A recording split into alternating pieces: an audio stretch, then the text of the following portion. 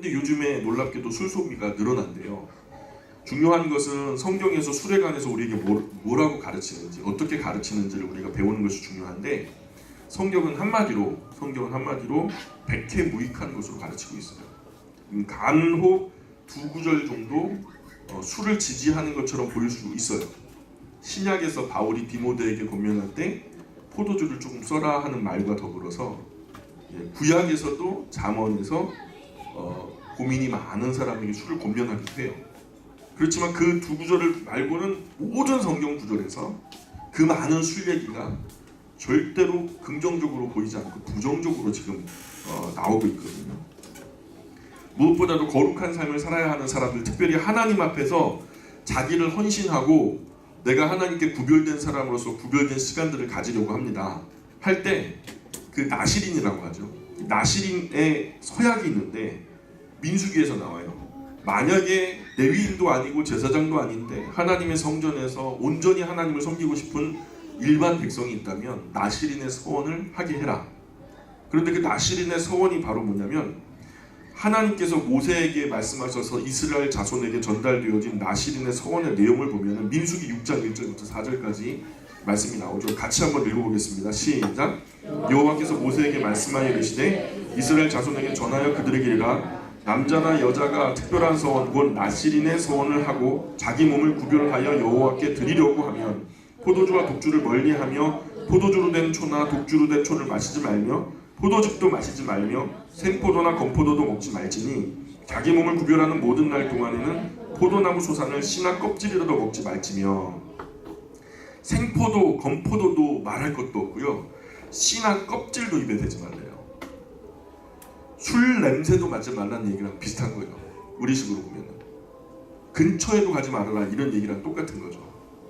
술을 마시는 것도 사실 절도가 있고 규모가 있게 약으로 사용하는 경우는 죄가 된다고 보지는 않아요.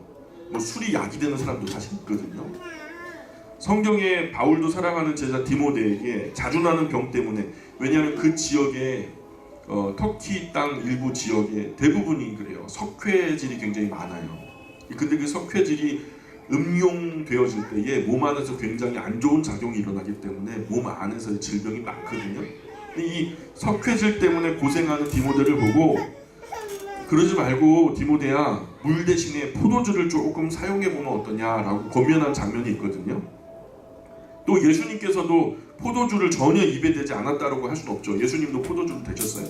그러나 예수님께서 술에 취했다거나, 여러분 성경에서 예수님이 필름이 끊기셨다 뭐 이런 내용 들어보셨어요? 예수님이 자기를 잃어버리셨더라. 예수님의 술 주정은 이런 술 주정이 있었더라. 이런 얘기 못 들어보셨죠? 예수님은 그러지 않았어요. 성경 어디에서도 그런 내용 볼 수 없어요. 그들이 먹는 빵이요, 너무 뻑뻑해요. 우리처럼 요즘에 부드럽게 아주 그냥 맛있게 만드는 빵이 아니라 거친 빵이에요. 이게 씹어 먹다 보면 목에 매여요. 그러니까 뻑뻑한 거 목에 쉽게 넘어가도록 포도주를 마셔주는 거죠. 그것도 묽은 포도주예요. 그리고 포도를 갖다가 그대로 저장할 수 없잖아. 그만 두면은 썩어버리잖아요. 즙을 짜가지고 놓는데, 이건 그 사람들이 원하지 않아도 그들의 온도에 냉장고도 없을 뿐만 아니라 단지에다 넣어놓게 되는데, 단지에다 넣어놓으면 당연히 발효가 돼요. 포도주를 안 만들고 싶어도 포도주가 그냥 만들어지는 거예요. 처음엔 포도즙으로 시작되죠. 김장할 때처럼 포도를 거두어가지고 즙을 짜가지고 거두어가지고 저장할 때는 포도즙으로 시작되지만, 다음 이듬해에 보관된 것을 먹을 때는 칼칼한 발효가 되어져 있는 상태가 되는 거거든요.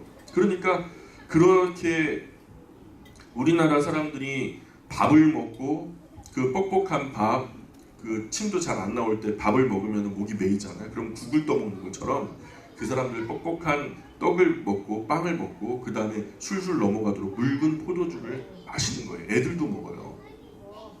그렇게 돕는 것이 그들의 문화 속에서의 포도주거든요. 물이 흔하지 않아요. 그러니까 술을 취하도록 먹는 나라, 성경에서 먹으라 그랬다 이거 가지고 자꾸만 핑계 대시면 안 돼요. 술 취하도록 먹는 나라는 세계 어느 나라에서도 흔히 볼 수 없는 광경이라는 거예요. 한국은 오늘 술을 마시는데 마치 인생 끝난 것처럼 먹어요. 그냥 아예 오늘 내가 자폭하겠다 하고서 폭탄주를 말아 마셔요. 폭탄주를 말아 마셔요. 그래서 사회에 여러 문제가 나타나죠. 음주로 인해서 가정폭력, 음주로 인한 질병, 음주로 인한 성폭행, 음주로 인한 운전, 얼마나 많은 인명이 손실하는지 몰라요. 제가 통계를 자료를 찾다 보니까 아까 보니까 2015년도 통계 자료가 있더라고요. 음주운전 교통사고 건수가 총 2015년도에 24,399건. 그러니까 교통사고가 한 30만 건 이상 있어요. 엄청나게 많은 교통사고가 있는데 그 많은 교통사고 중에서 적지 않은 퍼센테이지죠. 한 3분의 1 정도가 지금 이게 24,399건 중에서 583명이 죽고요. 42,880명이 부상을 당했어요. 근데 이게 지금 좋아진 상황이에요. 2000년도에는 어떤 상황이었냐면 음주운전으로 인한 교통사고가 1217명이 죽었어요. 한 해에만. 그냥 3일에 하루에 3명꼴로 죽은 거죠. 하루에 3명꼴로 교통사고로 죽은 거예요. 그리고 47,155명이 부상을 당했다라는 통계가 있어요. 게다가 이 음주 때문에 뭐 치료라든가 뭐 여러 가지로 사회적으로 그 지출되어지는 사회적인 비용이 거의 천문학적인 거예요. 그 부대적인 비용들이. 성경이 술을 금하는 이유는 술을 마시게 되면 건전하고 인격적인 사람도 법을 잊어버려요. 도덕과 윤리의식이 해이해지고요.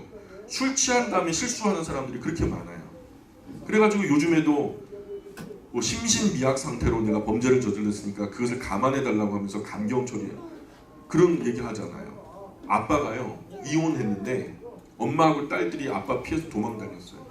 그래서 도망다니다가 막 찾아오고 또 두드려 패고 막 때려 부시고 막 결국 살지 못하게 막 하는 거예요. 또 도망갔어요. 도망가면 죽여버린다 그랬는데 도망갔어요. 그래가지고 쫓아가가지고 진짜 아빠가 죽여버린 거예요. 근데 그 아버지가 죽일 때 어떤 상태였냐면 술을 많이 마신 상태였다. 그게 심신미약이라는 거죠. 그리고 그 형의 감경을 갖다 요구하는 거예요. 그쪽에서. 그러니까 그 정말로 나쁜 사람은 더 악해지고요. 건강하고 이성적이고 좀 건전한 사람도 술을 마시게 되면 도덕과 윤리의식이 해이해지면서 무질서가 초래돼요. 내가 이렇게 하면 절대로 맨정신은 안 하는데 맨정신이 아닌 이상 운전대도 잡고 막 주먹질도 하고 막 뭣도 던지고 말이야. 남들을 해코지도 하고 결국 그것으로 끝나는 게 아니라 내 건강도 나빠지고 내 성격도 나빠지고 결국 술을 마실 때마다 나의 뇌에 악영향이 돼서 뇌세포가 엄청나게 많이 죽는데요. 이것을 해독하기 위해서 건강한 일상에 온갖 해로운 일들이 다 생기는데 그래서 하나님은 술을 금하셨다고 보는 거예요. 전도서에 이런 말씀이 나와요. 같이 읽어볼까요? 시작. 왕이 어려서 대신들을 통제하지 못해요. 그러니까 대신들은요 그저 나라에 쌓이는 그 세금 가지고 아침부터 앉아가지고 부어라 마셔라 하면서 그냥 열심히 잔치하고 막 취하고 그러는 거죠. 그러는 나라는 화가 있다라는 것을 말하면서 그런데 바로 반대 그 다음 절에 보면은 그 반대로 다음 구절에서 뭐라고 말하냐면 읽어볼까요? 시작.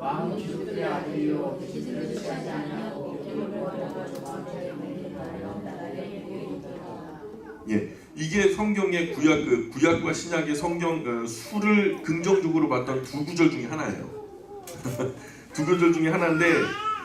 예, 술의 긍정적인 부분을 설명한 것으로 기력을 돕기 위해서 약으로 쓰일 때는 법도 있게 양식 있게 인격적으로 사용되어진다면 복이 된다라는 거죠. 이런 경우가 구약에 한 번, 신약에 한 번 나올 뿐이고 나머지는 전부 다 술은 인간성을 파괴하는 해로운 것들로 묘사되고 있다라는 거예요. 잠언에는 이런 말씀도 있어요. 읽어볼게요. 시작. 예, 그렇죠. 또 이사야서 56장에도 이런 말씀이 나옵니다. 시작.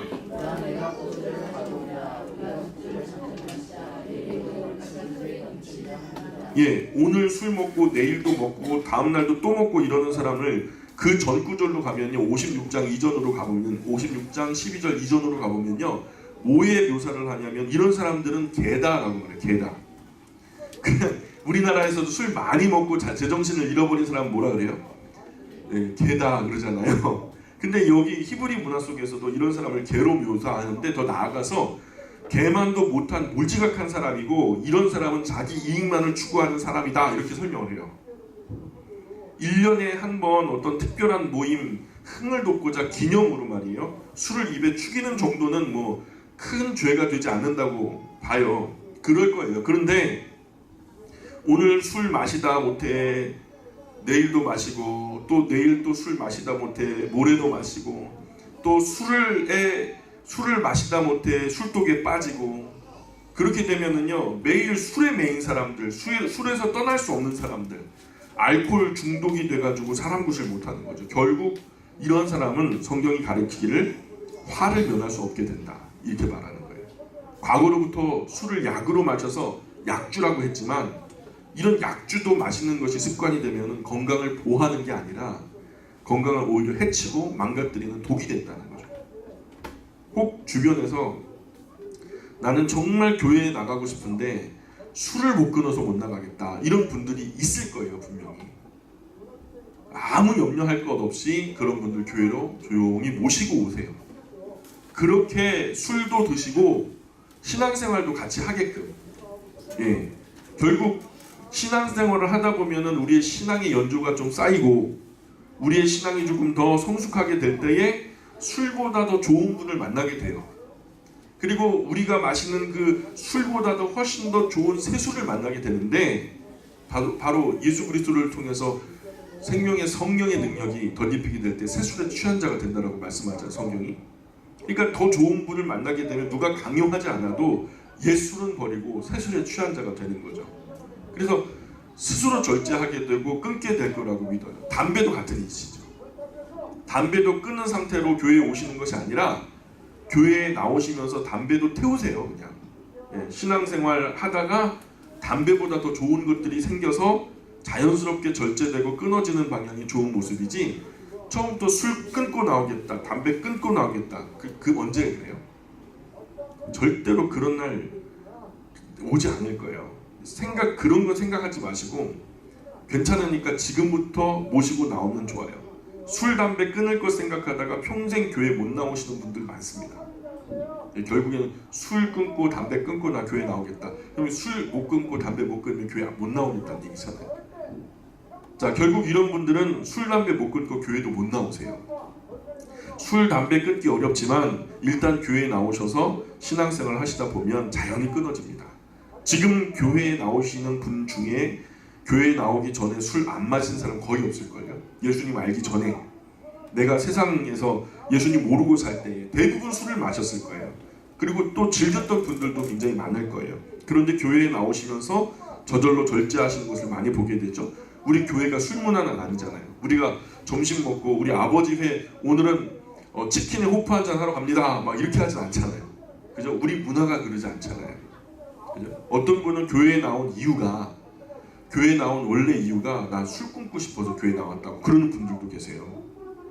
물론 그것이 교회에 나오는 목적이 되어서는 안 되지만 그것도 유익이 되는 거죠. 그렇다면 성경은 술을 금하는 이유를 포도주는 사람을 거만하게 만들고 독주는 사람을 떠들게 만든다고 설명하는데 술은 뇌세포를 점점 파괴해가지고 지혜롭게 처신하지 못하도록 만든다라고 우리가 지금 현재 아주 상식적으로 알고 있잖아요. 한마디로 머리가 둔해져요. 사람들 가운데 관계하는 그 관계의 센스가 그게 막 흐려지고요. 건강한 육체도 손실을 보고 맑은 질서 있는 정신에도 손해가 가고 거룩한 영혼에도 사회적으로 가정에도 유익이 되지 못하도록 만드는 것이 술이라고 하는 것의 원인이거든요.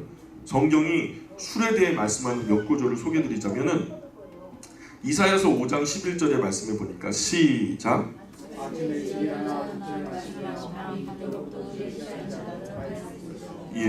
5장 22절 이사야에서도 같이 읽어보겠습니다. 시작.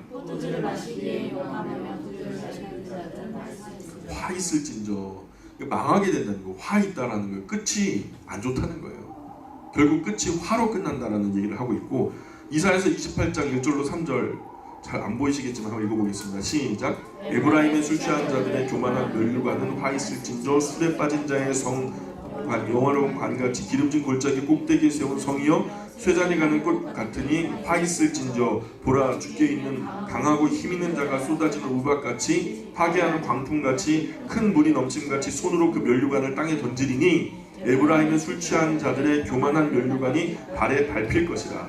에브라임은요 하나님께서 굉장히 존귀히 여기셔서 높은 곳에 두시고 그 머리에 화려한 면류관까지 씌워주셨던 존재인데, 그런 이스라엘을 갖다 말할 때 에브라임이라고 말하는데, 그 에브라임이 술에 취해가지고 제정신을 잃어버리고 결국에는 하나님이 주셨던 그 높은 곳, 높은 자리에 면류관까지도 땅에 팽개쳐져 결국은 손실을 보게 된다. 결국 화 있을진저라는 말이 이스라엘에게도 합당하게 묘사로 되는 거죠. 그 이후에 보면은 28장 7절 8절에도 이렇게 말씀합니다. 시작.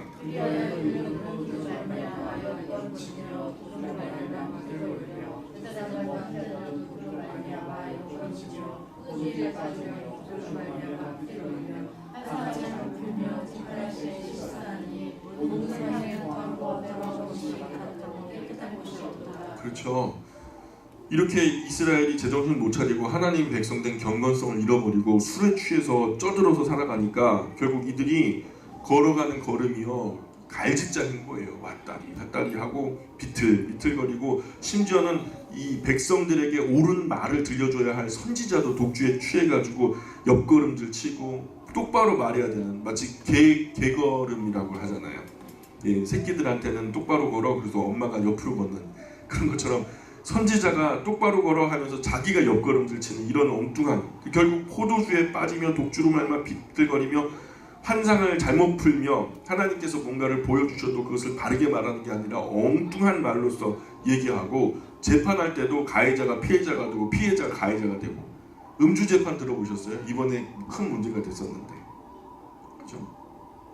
음주 상태로 비행기 탄다고 해갖고 이번에 또 그것도 프랑스 무슨 비행사 하나가, 기장 하나가, 일본이군요. 프랑스에서 일본 기장 하나가 음주 비행하려고 하다 걸려가지고 또 크게 사건이 됐었죠. 그러니까 재판할 때 또 술을 마셔가지고 판단력이 흐려져가지고 재판을 그르치게 되는 거. 그리고 그렇게 술을 마시니까 결국에는 다 빈대떡 붙인다 그러잖아요. 지금 보세요. 8절에 보니까 모든 상에는 토한 것, 더러운 것이 가득하고 깨끗한 곳이 없도다. 낮에요, 아침에 그 출근하다 보면요, 디귿자로 일방통행에서 들어올 때요, 한 빈대떡이 한 10장 돼요. 하여튼 구석진데 후미진데 찌린내가 진동을 하고 심지어는 똥도 싸나요. 그 사람들이 제정신이겠냐고요. 술 취해가지고 살이 분별을 못하는 거예요. 그리고 막 위로 토하고 아래로 토하고 막 정말 사람 되기를 포기하는 거죠. 인간적이지 못한 모습이죠. 이런 것을 하나님 기뻐하시겠어요? 그래서 성경은 포도주나 독주를 멀리 하고 그것들을 마시지 말며 나시린에게는 심지어 생포도나 건포도주차도 먹거나 마시지 말라고 주의를 주고 있어요. 어떤 사람은 주장하기를 뭐 술 취하지 말라고 그랬죠. 뭐 술 마시지 말라고 그랬나? 안 취하면 될 거 아닙니까? 인격적으로 그냥 나 통제할 수 있을 만큼만은 먹어도 되지 않겠어요? 반론하시는 분들 있어요. 그러니 술 마시는 거 괜찮다고 하시고 본인 스스로도 술 마시기에 담대한 분들이 계시거든요. 잠언이 말하기를, 같이 읽어보겠습니다. 시작.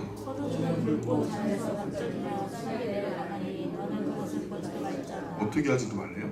보지도 말래요. 거룩한 길을 가는 사람들은 술에 인이 박히고 중독이 돼서는 안 돼요. 신약에서 초대교회에서 집사를 임명할 때도 술에 인박이지 않은 사람을 뽑으라고 특별히 조항이 들어가 있어요. 초대교회 때 사도들을 대신해서 구제, 봉사의 일을 위해서 7 집사님을 뽑을 때 거기에 단서 조항이 뭐냐면 바로 술에 임박이지 않은 사람. 지금까지 역사적으로 물에 빠져 죽은 사람보다 술잔에 빠져 죽은 사람들이 훨씬 많대요. 물에 빠져 죽은 사람보다 술잔에 빠져 죽은 사람이 훨씬 많대요. 노아도 술로 인해서 크게 실수하죠.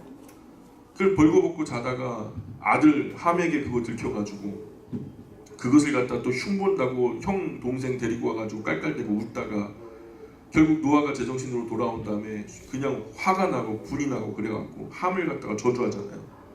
자기 아들을 저주를 했단 말이에요. 이게 작은 일이에요. 이 일 후에 노아가 술 먹었다는 얘기가 없어요. 오늘 너무 많은 가정들이 이 술로 인해서 불행한 삶을 살고 있어요. 오늘 교통사고의 3분의 1이 음주로 인해서 일어난다는 통계도 있고요. 음주운전으로 일어나는 사고는 큰 사상자를 내죠. 그냥 술 때문에 일어나는 불행은 말 몇 마디로 표현할 수 없을 정도로 사회적으로 굉장히 큰 문제가 되고 있습니다. 너무 많은 피해가 있어요. 사업에도 술 빠질 수 없다고 하는데 술접대로 이루어지는 비즈니스는요 결코 그 결과가 좋을 수가 없어요. 뭐 술 대접해가지고 뭐 안 될 계약이 되잖아요. 그러면은 뭐 술값이죠. 그 제정신의 사업을 해도 힘든 사업인데 술 취해가지고 계약 맺고 봐주고 그런 식으로 결국 사업상 혼선이 오고 많은 오류와 착오가 생겨갖고 결국 그 일이 아름답게 끝나는 법이 없어요. 그래서 사업하는 분들도 술자리 술 대접하면서 사업하려고 하면 안 돼요. 건전하게 깨끗하게. 그래서 두 가지 말씀을 드리는데 신앙생활 처음 하시는 분은 술 때문에 교회 못 나가요. 제가 술 끊고 나가든가 할게요. 이런 분들은요 어떻게 하라고요? 괜찮으니까 술 끊고 교회 나오겠다는 그런 말 안 하셨으면 좋겠어요. 술 드셔도 담배 태우셔도 교회에 꼭 나오시기를 부탁드립니다.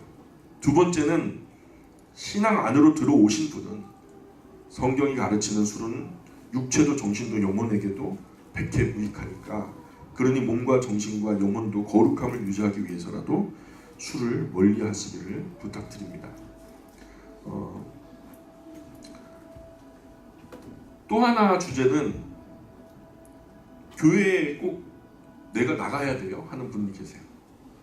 요즘에 뭐 인터넷도 좋고 여러 가지 뭐 텔레비전도 잘 나오고 또 그 안에 또 세계에서 가장 유명하신 목사님들이 설교하고 예배를 인도하는 실황이 막 공개 방송으로 나오고 그러니 뭐 우리가 굳이 뭐 이렇게 예배당에 나와서 예배를 드려요. 그냥 마음으로 착하게 먹고 마음으로 믿으면 되지 교회까지 출석할 필요가 있어요? 이렇게 말하는 분들도 많아졌어요. 어떤 분은 믿음을 갖게 된 후에 믿지 않는 가정으로 출가해가지고 시댁 어른들이요 예수님 안 믿어. 시댁 어른들이 예수님 안 믿고 뭐 불자라든가 아니면 로마 카톨릭에 몸담고 계셔서 교회에 나가는 것을 극구 반대하잖아요. 교회에 나오지 못하게 해요. 그것 때문에 애타하시는 분들도 많이 있거든요. 또 믿지 않는 가족의 반대로 인해서 교회 출석이 어려운 분들 중에도 이런 질문을 많이 하거든요. 애초에 제가 안내를 할 때는 결혼하기 전이라면 절대로 불신자하고 결혼하는 것은 다시 한번 고려해 보세요.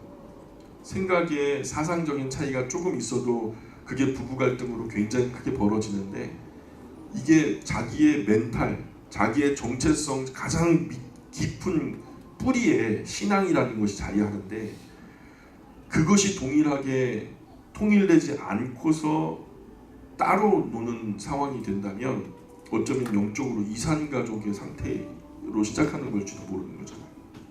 그러니 애초에 결혼하지 않은 청년 학생들에게는요 꼭 믿는 사람하고 결혼하라고 제가 안내를 해요. 그런데 이런 얘기를 못 듣고 미리 결혼해가지고 그 다음에 예수님 믿고 교회 안으로 들어오신 분들도 있잖아요. 그분들은요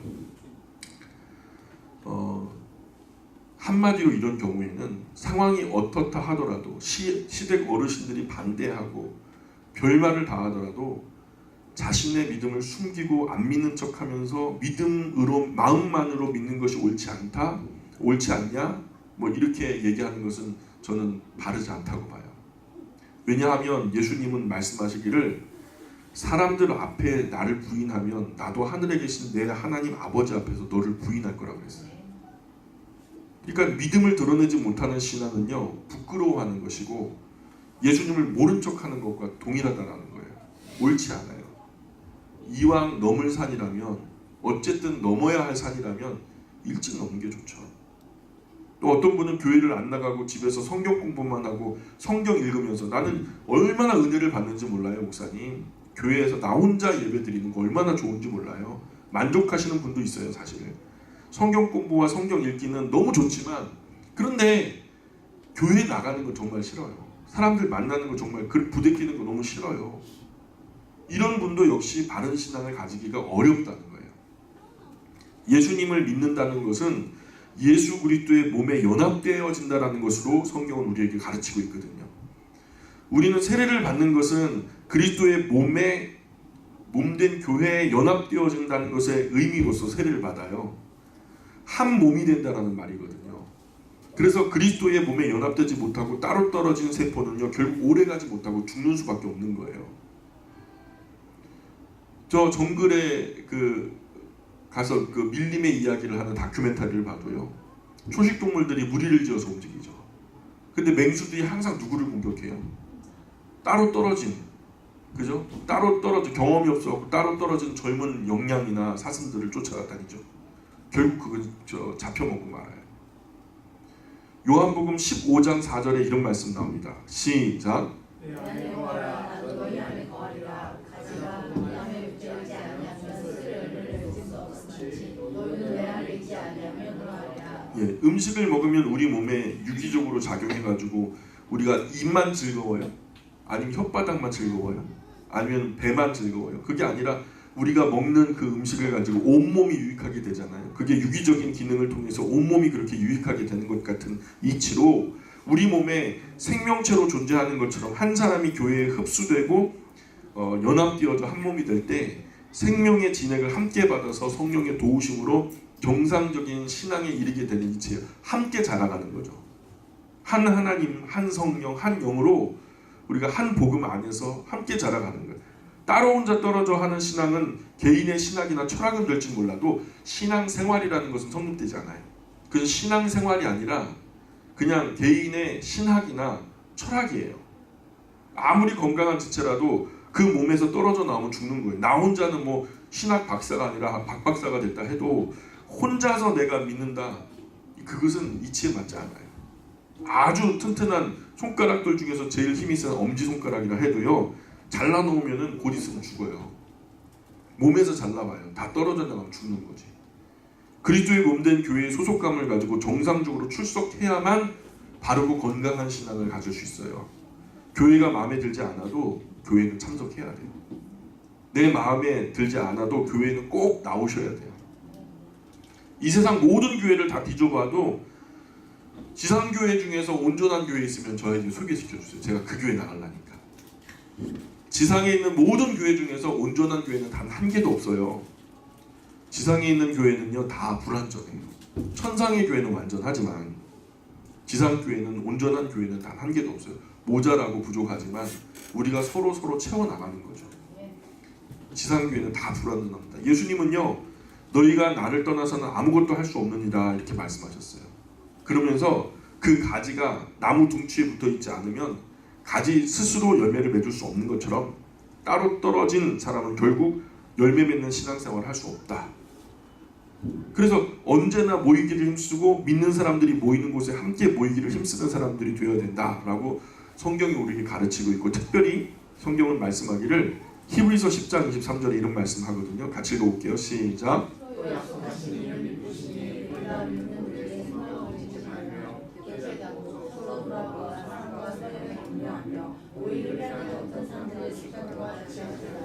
오직 권하여 그날이 가까움을 볼수록 더욱 그리하자. 그죠? 오직 서로 격려하며 권면하며, 그래서 그 날이 가까움을 볼수록 더욱 모이기를 힘쓰라고 가르치고 있잖아요.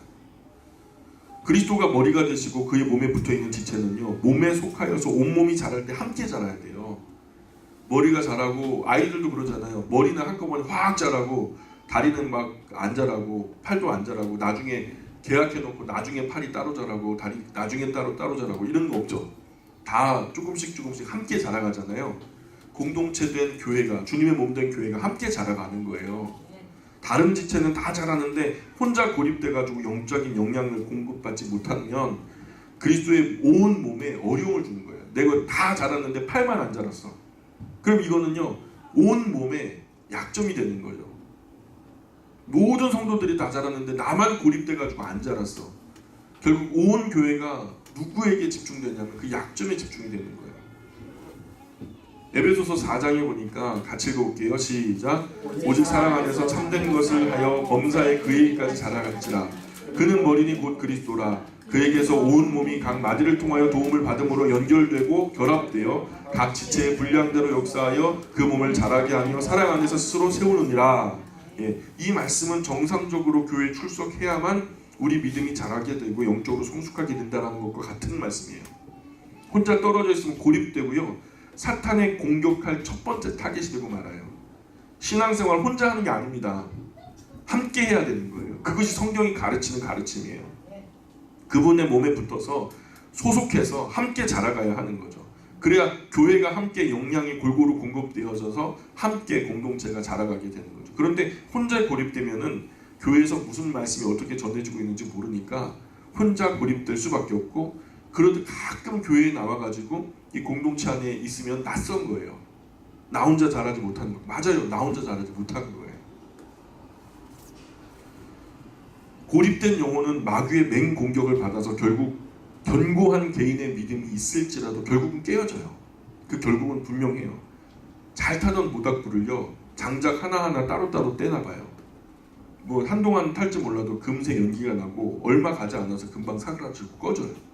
교회에 모여서 함께 신앙생활하면 서로의 신앙이 격려가 되고 도전이 되고 힘이 돼가지고 서로를 일으켜줄 뿐만 아니라 함께 자라가는 거예요. 삼겹줄은 끊어지기가 어려워요. 원만한 인격이 되고 공동체 안에서 때로는 불편한 부분도 있죠. 맞춰나가는 과정 속에서 껄끄러운 부분도 있고요. 그런데 그만큼 또 성숙한 거예요. 까칠한 형제, 까칠한 자매, 이 형제를 내가 품으면요, 이 형제 자매보다 더 커지는 거거든요. 하나님이요, 사람이 사람, 마음이 마음을 연단해 가는 거죠. 철을 날카롭게 하듯이. 그래서 서로를 비추어 주면서 모난 부분 둥글둥글해지죠. 다른 세상에서는 흉보고 뒷담화하고 결국 내가 무너지길 바라고 내가 망했으면 좋겠고 이렇게 될 거예요. 근데 교회 안에서 형제 자매들은 그러면 안 되잖아요. 그렇게 하면 범죄가 되니까 교회 안에서는 그런 일이 있더라도 품으려고 하고 도우려고 하고 또 보듬으려고 하는 것이 교회 안의 모습 아니겠어요? 3명만 모여도 그 중에는 스승이 있다라고 말하는 것처럼 신앙생활 하다 보면 나에게서 내가 혼자 뭐 탁월한 것 같이 얘기하다가도 같이 두세 사람 모여갖고 얘기하다 보면 분명히 어떤 사람에게 배울 것이 있어요. 나에게는 없는, 그러나 그 사람에게 있는 나보다 나은 부분이, 탁월한 부분이 분명히 발견된단 말이에요. 그 부분을 배워나가는 거죠. 그러면서 피차 가르치면서 건강한 신앙의 유대관계를 유지해 나갈 때에 오래오래 건강한 신앙생활을 유지하면서 걸어갈 수 있어요. 이 인생이라고 하는 신앙의 생활은요, 단거리가 아니죠. 장거리예요. 롱런 해야 돼요. 그러니 함께 가야 되는 거죠. 빨리 가려면 혼자 가고 멀리 가려면 같이 가라는 말이 있잖아요. 많은 물이 흐를 때는요, 그 물 한 컵 딱 붓잖아요. 그 물과 함께 태평양까지 그냥 흘러가요. 근데 나 혼자 한 컵 물 있잖아요. 아무리 생명수라 해도요, 그거 바닥에 부어봐요. 금세 스며들고 말라버리고 없어질걸요. 신앙생활 혼자 하기 정말 어려워요. 신앙생활 아무리 목회자고 아무리 신학생이라 해도 신앙생활 혼자 하기는 진짜 어려워요. 언제나 함께해야 하는 것이 신앙생활이에요. 그래야 힘도 적게 들고 나도 모르는 사이에 신앙이 무럭무럭 자라고, 공부도 물론 집에서 독학으로 공부도 할 수 있죠. 학교 공부, 학교 안 다니고도 나 혼자 독학할 수 있어요. 그러나 건전한 인격을 기르는 것은 지식 몇 개 습득한다고 되는 게 아니거든요. 학교라는 것을 단지 지식을 습득하기 위한 기능이라고 본다면 집에서 그냥 혼자 하세요. 그러나 학교가 꼭 그것만은 아니거든요. 학교에서 많은 아이들, 다양한 사람들을 만나면서 아이들이 그 안에서 사회를 배우고 또 건강한 자아를 형성하면서 단지 지식이 아니라 더 많은 것들을 배우게 되고 느끼게 되거든요. 어떤 분은 가족의 반대 때문에 숨어서 교회 다니시는 분도 있어요. 분명히 있어요. 그런 분들도 핍박을 불구하고 드러내놓고 교회를 다녀야 하냐고 물어요. 아, 목사님, 내가 교회 다닌다는 거 하면 갈등이 벌써 시작되는데요. 남편하고 또 싸울 건데요.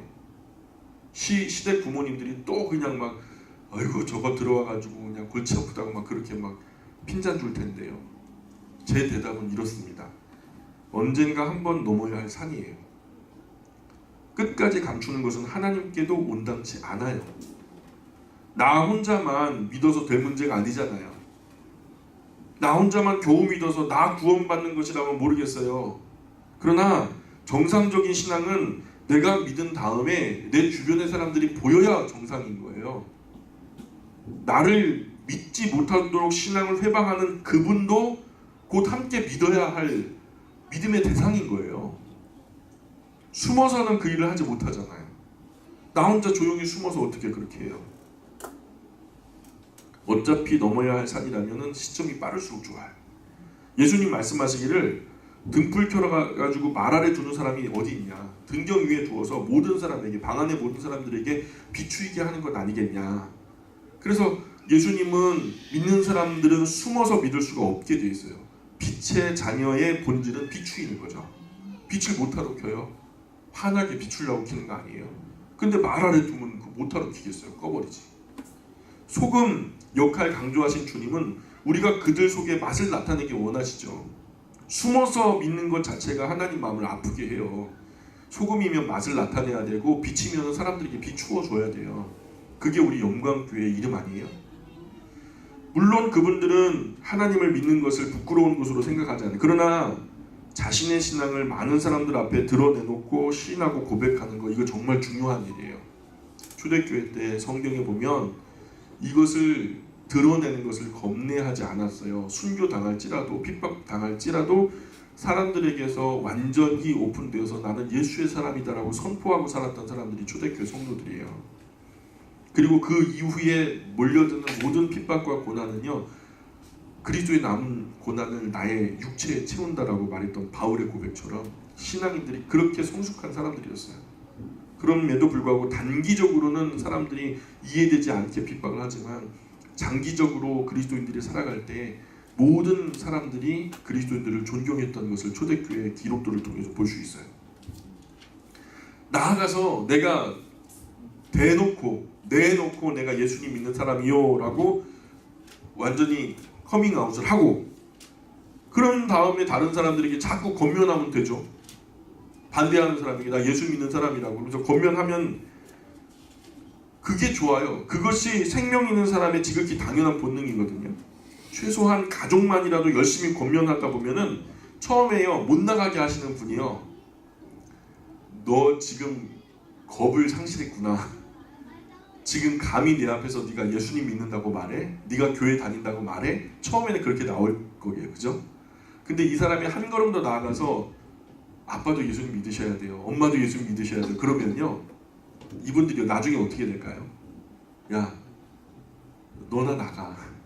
최소한 반대는 안 할 거 아니에요. 너나 나가. 남들 뭐라 그러지 말고 너나 나가. 그래, 너나 나가세요. 그러면 열심히 나오다가, 그렇게 열심히 나오다가 기도하고 또 섬기면서 아름다운 그 신앙의 본을 보일 때 사람들의 마음이 움직여지지 않겠어요? 10번 찍어 안 넘어가는 나무 없대잖아요. 그죠? 근데 그렇게 찍을 필요 없어요. 10번이고 100번이고 그냥 주님 부르시는 그날까지 나는 전하다 갈란다. 그런 마음으로 전도하고 선교하는 그 마음으로 살면 하나님이 또한 나와 함께 역사하지 않으시겠어요? 그러니 교회 안 나가도 마음만으로 믿으면 되지, 이런 생각은 제대로 된 생각이다, 나쁜 생각이다. 나쁜 생각이에요. 꼭 교회를 출석하셔야 돼요. 또 교회에 나오되 숨어서 나오지 마시고 온 가족의 구원을 또한 준비하셔야 돼요. 공개적으로 나올 뿐만 아니라 그런 선한 그림을 그리면서 섬기며 기도하면 하나님께서도 도와주실 거예요. 유대인들은 탈무드에서 모이기를 패하는 자는 지혜를 버린 사람이다, 이렇게 말해요. 건강한 신앙의 사람들이 함께 모이는 것을 포기하잖아요. 그럼 지혜를 버린 것과 같다는 거예요. 잠언에서 지혜는요, 모든 것이거든요. 그래서 유대인들은 저녁을 다 먹고 나면요, 저 랍비에게로 가가지고 1시간 동안 차를 마셔요. 그리고서 그에게서 교훈을 얻고 또 하나님의 말씀의 이야기들을 듣고, 그죠? 물론 혼자서도 기도하고 성경 볼 수 있어요. 예수님은 마태복음 18장 20절에서 뭐라고 말씀하시냐면, 읽어볼까요? 시작. 두세 사람이 내 이름으로 모인 곳에는 나도 그들 중에 있느니라. 조용히 혼자 묵상하는 시간도 필요해요. 사실 그게 디보션 타임 아니겠어요? 하지만 언제나 혼자서 신앙생활 할 수 있다는 말은 아니에요. 꼭 그리스도인이 모이기로 약속한 예배당에 가서 함께 교제하고 예배하는 것은 신앙생활에 굉장히 큰 유익이 됩니다. 이 부분은요, 신앙생활에 정말 중요한 요소예요. 예배가 정상으로 이루어지지 않거나 성도의 교제가 없다면 영적으로 큰 손해를 보는 거예요. 그리고 교육을 받는 것도 혼자 내가 내 자신을 교육하는 것 안전할 수가 없어요. 나는 굽어 있는 사람이에요. 내 영혼이 오염되어져 있는 상태라고요. 나라고 하는 잣대가 이미 굽어져 있는데 나를 그렇게 신뢰하면서 나 혼자 신앙하면요 삐딱선 탈 수 있어요.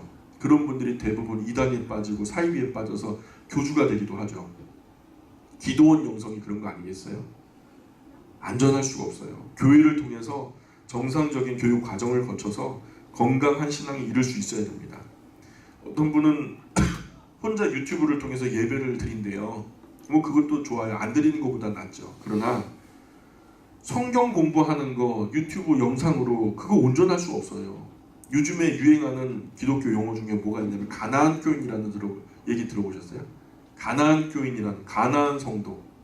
그게 뭐냐 의미냐면 가나안을 거꾸로 해봐요. 가나안을 거꾸로 해봐요. 안 나가 교인.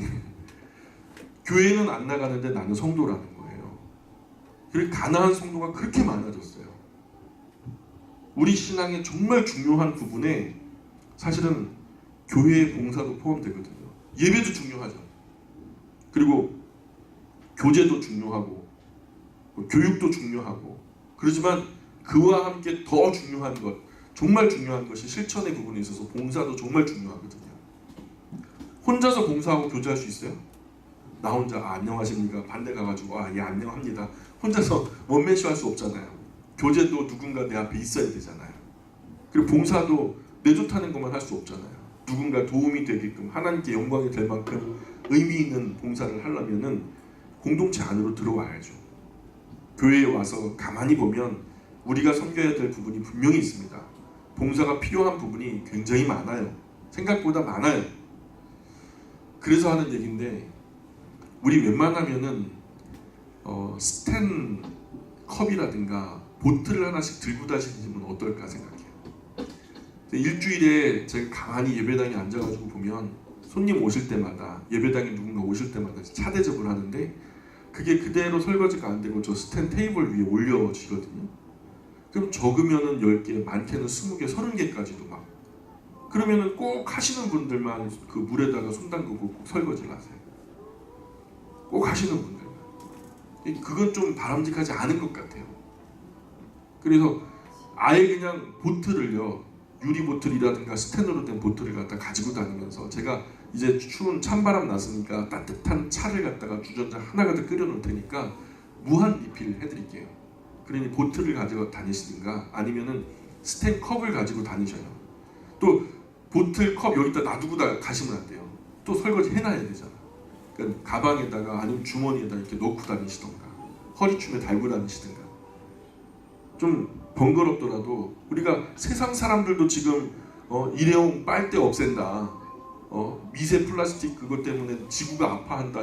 그래서 많은 사람들이 그냥 예수님도 알지 못하는 사람들이 이 환경에 대해서 걱정을 하면서 그렇게 실천하고 있는 이때에 사실 그거 누가 주도해야 되는 거예요? 교회가 또 성도들이 앞장서야 되는 거예요. 그렇게는 못한다 해도 우리가 할 수 있는 것만 좀 해보자고요. 백다방 같은 데 갈 때도 요 바로 예배당 옆에 있잖아요. 보틀 가져가세요. 그래가지고 좀 사이즈 작은 걸로 하면 되잖아요. 보통 그 백다방에서 주는 그게 한 600ml 정도 되거든요. 그럼 그거 맞게 보틀을 갖다가 유리든 스테인이든 사가지고 가가지고 나 돈 더 뭐 깎아주지 않아도 좋으니까 여기다 담아주세요. 그러면요 얼마나 또 고상하고 인격적이에요. 얼마나 멋진 모습이에요.